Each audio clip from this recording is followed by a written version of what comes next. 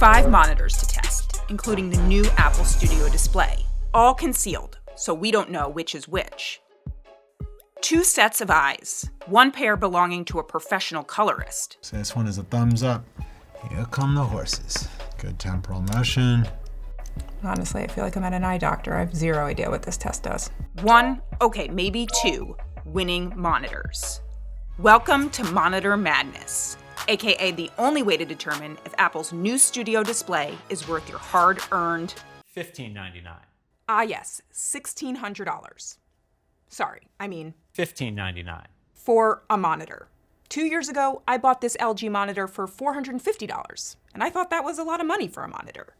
But the Apple Studio monitor isn't just a boring old computer monitor. It's a smart monitor. Inside, it's got an A13 Bionic chip, the same one that's in the iPhone 11. For real, that processor unlocks better video calling and speaker performance. Or at least that's what Apple says. But just how good is it? And what makes one monitor more expensive than another monitor? To find out, I put the 27-inch Studio display up against 4 other monitors. A 5K LG display, which has basically the same specs as the Studio and costs $300 less. My own 4K LG monitor, and to round out the comparison, a $370 4K Samsung Smart Monitor, and a professional 4K Dell that costs nearly $4,000. If you want the names and the confusing model numbers, take a screenshot of this.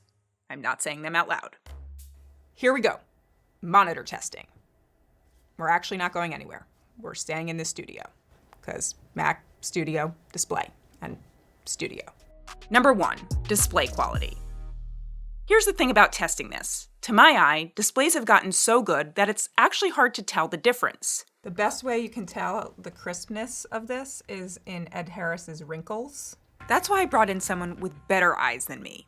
Daniel Silverman is a professional colorist. He spends his days color correcting movies and advertisements, so he's a great eye for this stuff.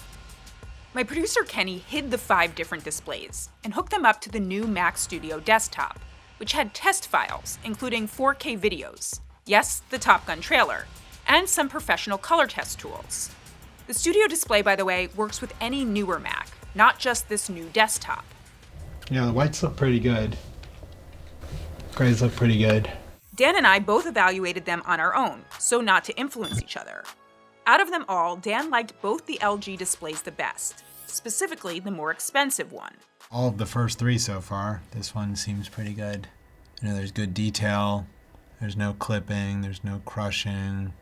I liked the Apple Studio and the 5K LG the best, and really struggled to tell the difference between them. I mean, honestly, if you told me that this display and the last one were the same, I kind of would believe you. Maybe the, coloring here is a little bit yellower. I need to look at these 2 side by side. We both noticed a yellowish tint on the Apple display, but when we turned off True Tone, Apple's automatic adjustment feature, any noticeable color irregularity was gone. Oh, that's it. It's much less yellow. It still looks different, but I think the LG is almost like a touch cooler. And you know, honestly, between these 2, they're pretty excellent looking monitors. So yeah, tie on display quality. Number 2, webcam quality. Sitting at the top of Apple's display is a 12 megapixel camera. But how is the image quality? Not good. Actually, bad.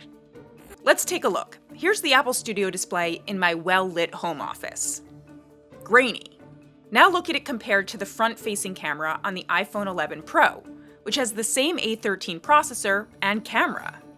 Even the 14-inch MacBook Pro and the 5K LG monitor's webcam looked better. Same situation in the Studio. Oof. It just consistently produced grainy and washed out images, even in good lighting. An Apple spokeswoman told me, "We discovered an issue where the system is not behaving as expected. We'll be making improvements in a future software update." But here's the coolest feature. It's called Center Stage. And as I move around, the webcam moves around, and it pans to wherever I go. This is very fun.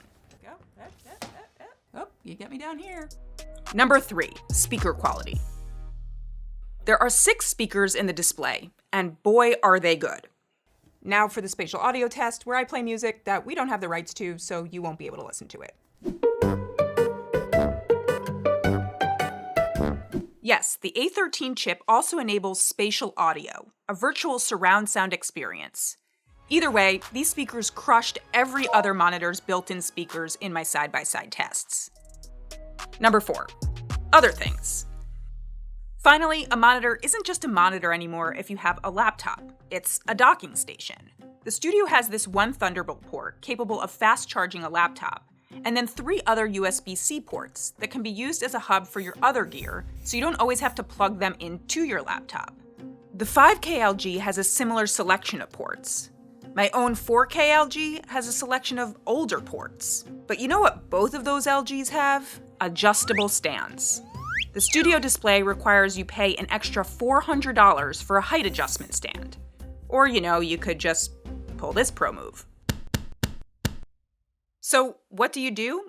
Well, if you don't care about speaker quality or an attractive aluminum design, save the $300 and get the 5K LG.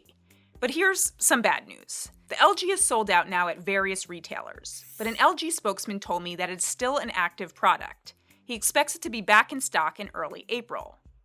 But honestly, I wasn't blown away enough to buy either of these 5K monitors. Maybe that will change with this webcam software update.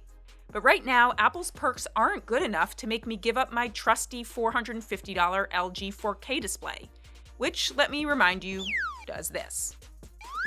Better luck next time in Monitor Madness, Apple.